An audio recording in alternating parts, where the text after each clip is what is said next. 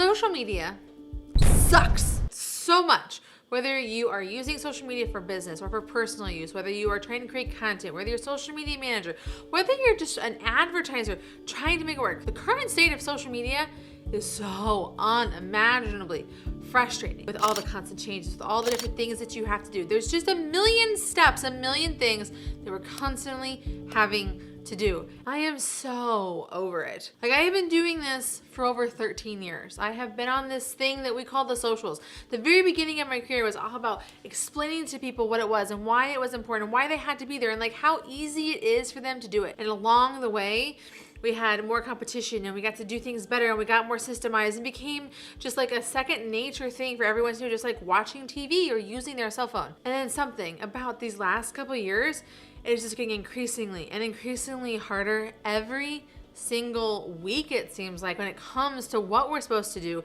and how we're supposed to be effective. And it is exhausting. As someone who has done this for so long, who does this for so many clients, who educates you here on a regular basis, I am frustrated. I have a feeling that if I am frustrated, you have to be immensely frustrated. So how are you supposed to deal with this so that you do not just like give up completely and like go try and figure out a different system that's gonna work for you? I've got some thoughts and I've got some tips. Take action now.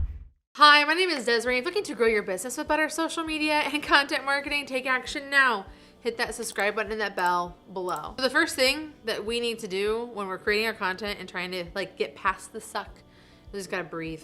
And we have to work through this. It is really easy to get frustrated and try and figure this out. And I think that part of the reason that there is so much struggle is because all of these social networks are competing for attention while also having this really big social and political and generational weight on them as they're trying to figure out what's the best thing to do. They're just trying to figure out, honestly, and they're competing with each other along the way. And so it's important for us to step back and just like really analyze, what is it that we are doing on social? How are we contributing to the noise and how can we make it better? That's why taking those breaths and stepping away to figure out what do we want to do? Who do we want to be? How do we want this thing to work for us is going to be so important. After you kind of sit back, take a breath and stalk like what you're doing, figure out how can you simplify this whole process. With so many places to be and so many different ways to spend your time and so many different things that you could be doing, where do you want to spend your time? Now, this doesn't require you to like dig into your analytics and into your reporting and see like, what is it that has been working? What is it that I've been doing that has been working really well for me in the past? And over the past, 3 months, 6 months, month, that kind of thing, with where things are. A lot of people will tell you be everywhere at once and do all these things, and it's very toxic and it's very weighting and it's very hard to get through that. So pick like 2 social networks that you can use to have success on, that you are finding success on currently. Don't try and lean into the ones that like you want to be good at. Lean into the ones that are working. And I want you to think about having this as like your main platform, and then I want you to have your supporting. So like a lead actor and a supporting actor. We could have like our lead and we could have our understudy. You want to have these 2 things that we're working together, because when we're creating for our lead, this is going to be the one that we have the most success with, the most growth with, the most opportunity with. This is gonna be the one that we kind of spend the most of our time with. And so like my case, this would be YouTube. This is where I have the top of my funnel. This is where we spend the most time. This is where I have the best community and the best people. And then you have this secondary one that kind of supports it. You can repurpose this content over here. You can kind of maybe create a couple of unique pieces of content over here. You're taking this content and turning it into content that this platform likes so that it can work together. So like in my case, this is gonna probably be like an Instagram or a Facebook or a TikTok. Like these are things that I can do to support it. I'm creating video. I take these videos and put them onto another video platform, preferably that's short and quick and easy for me to continue that conversation over there. So think about, what are your 2 platforms? What's your main one and your supporting one that you can really flesh out and create content for and have success there? We also need to embrace the idea of working smart, not hard, but also at the same time, stepping back from this idea of massive batching. The thing that's hard about massive batching is that things go in and out of trend so fast. Things go in and out of popularity.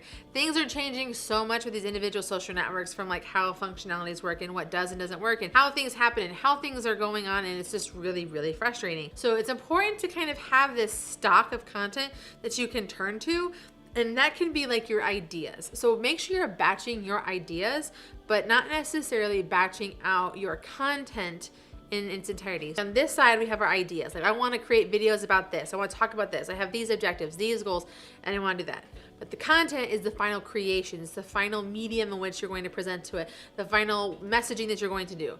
You want to probably try to aim for 1 or 2 weeks at a time versus trying to do 1 month, 2 months, or 3 months out in advance. That process doesn't work anymore. You are not a product that is trying to get ahead for the holidays. Like I remember once talking with one of these really big brands that was like creating all their content for like February for Valentine's Day when it was like Labor Day. Because like, oh, we already did all of our holiday stuff and now we're moving on to the next because we're trying to stay ahead. You do not want to be there. There's no way that you could reasonably, or like trendingly, like be in those kinds of places. So rethink how you're batching your content and divide out. I want to batch my ideas, but I want to kind of create my content in small, digestible chunks so that I'm able to stay trendy, stay relevant, and make sure that the things I'm doing are still available on the changing social networks. I also want to encourage you to make sure that a social media strategy is super important, but it needs to be supported by a bigger strategy and a bigger way to communicate with your audience. Even here on YouTube, where I spend so much of my time talking to you, I have a very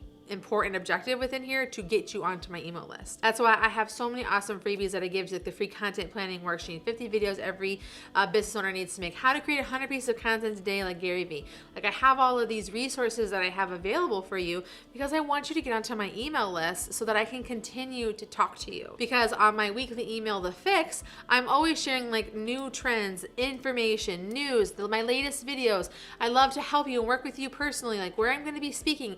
It allows for this continued relationship so that you can continue to get value to help your business grow through better social media. That's my objective. And then it's also supported by a website that is designed to give information, offer additional support through our contact page, through our blog, and all these other things. So you want to make sure that that is still the vital heartbeat of what you're doing. You want to look at it from a body perspective, like your website and your overall content strategy, like your goals, your objectives, that's the heart of who you are. And the social media strategy is just like the arms making it happen because they're grabbing the people and bringing them to you. But you know, when you're sleeping, your heart's still working.